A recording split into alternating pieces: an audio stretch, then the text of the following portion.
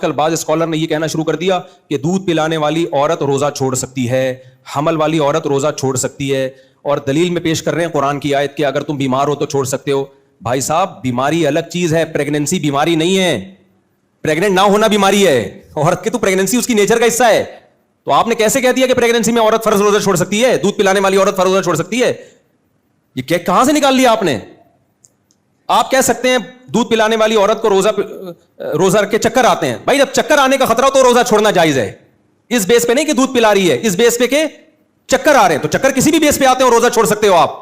کیونکہ بہت ساری عورتیں دودھ پلاتی ہیں کوئی چکر نہیں آتے ان کو، پورے رمضان کے روزے رکھتی ہیں وہ، ان کے لیے کیسے جائز ہو گیا؟ آپ کہہ سکتے ہو پریگننسی میں عورت روزہ رکھے گی تو الٹی آئیں گی، چکر زیادہ آئیں گے، تو بھائی اگر چکر آنے کا خطرہ ہے یا الٹی آ رہی ہیں تو پھر پریگننسی ہو یا نہ ہو دونوں صورتوں میں روزہ چھوڑ سکتے ہیں۔ لیکن ہر پریگننٹ عورت کو یہ سمجھ لینا کہ وہ پریگننسی میں روزہ رکھے گی تو نقصان ہوگا، یہ غلط ہے، مشاہدے کے خلاف ہے۔ بہت ساری پریگننٹ عورتیں پورے رمضان کے روزے رکھتی ہیں، نہ ان کو کوئی صحت کو نقصان ہوتا ہے اور نہ بچے کو، اور نقصان کا وہم ہونا ضروری نہیں ہے، وہم ہونا کافی نہیں ہے، غالب گمان ہو کے نقصان ہوگا، وہم تو کسی کو بھی ہو سکتا ہے۔ جو آ رہا ہے اٹھ کے، تبھی تو میں کہتا ہوں یار مجتہدین کو فالو کرو۔ میں ویسے ہی تھوڑی امام حنیفہ میرے کوئی ماموں تھوڑی لگتے ہیں، شخصیت پرستی اس کو کہتے ہیں، اپنے ماموں کو فالو کر رہا ہے۔ اگر کسی پڑھے لکھے مجتہد کو فالو کر رہا ہے، یہ شخصیت پرستی نہیں ہے،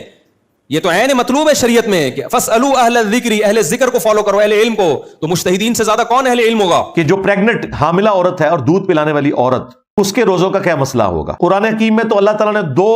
طرح کے لوگوں کو اجازت دے دی کہ وہ روزے بعد کی دنوں میں گنتی پوری کر لیں جو چھوڑیں گے۔ نمبر 1 مسافر، نمبر 2 مریض۔ لیکن جامع ترمذی، سنن ابی داؤد، نسائی اور سنن ابن ماجہ میں موجود ہے، نبی علیہ السلام نے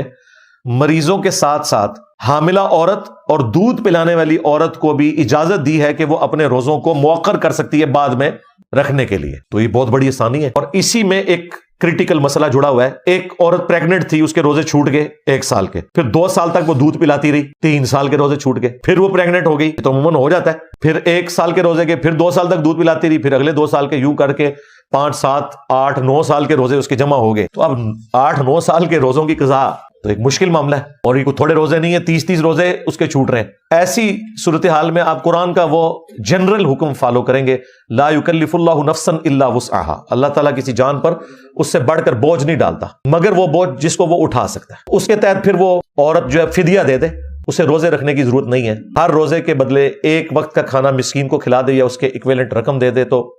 وہ چونکہ ایک پرماننٹ مریض والی اس کی کنڈیشن ہو گئی نا اتنے سالوں تک، تو اس کے لیے قضا کرنا یہ ایک مشکل کام ہو جائے گا، اس میں پھر اس کو اجازت ہے۔